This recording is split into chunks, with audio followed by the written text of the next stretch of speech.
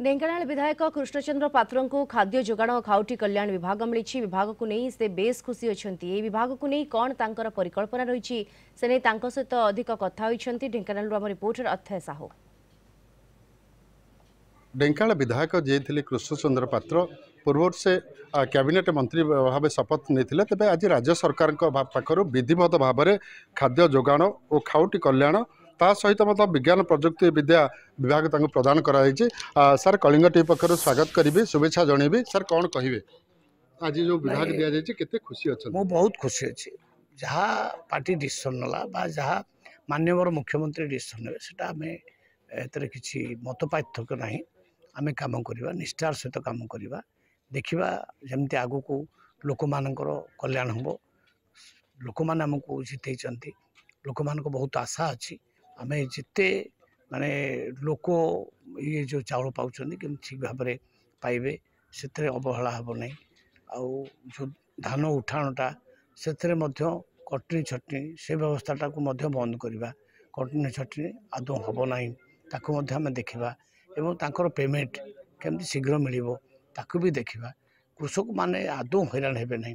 ता ऊपर देखा आउ क्विंटाल पिछा 3100 टंका जो लागू करने कथा सेटा को आम लागू करवा कृषक माने क्विंटाल पिछा धान 3100 टंका पाइबे तेणु ये दिगरे बहुत कम आम बाकी अच्छे। सर जो विज्ञान प्रजुक्ति विद्या विभाग दि जाए से कौन केमती उन्नति करेंगे? साइंस एंड टेक्नोलोजी ये गोटे बहुत बड़ विभाग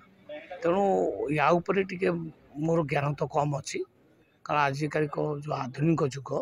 ताऊपर कौन आवश्यक अच्छी समाज रे तो डिपार्टमेंट सहित बसा पड़ो बसिक आम अनुध्यान करवा जोटा राज्य ठीक हम आम निश्चित करवा। शेष प्रश्न आज हूँ पवित्र रजोत्सव उपलक्षे राज्यवासी कौन शुभेच्छा बार्ता? निश्चित भाव में रजटा हूँ कृषि भित्तिक गोटे उत्सव ये गाँ गहली चली लोक मजा कर दोली खेलुंट पिठा खाऊँ समस्त को शुभेच्छा समस्त को मु निश्चित भाव में एतिकी प्रतिश्रुति देवी जे आगामी दिन मानक भारतीय जनता पार्टी जो सरकार अच्छी बहुत बढ़िया सेवा कर डेवलपमेंट काम हम ओडिशार विकास हम ये प्रतिश्रुति निश्चित। जहाँ देखुले तो आम पाखे थे जे कि आज मंत्रिमंडल पूर्वर विधिवत भाव में शपथ ग्रहण करते राज्य सरकार विधिवत भाव में दायित्व बंटन कर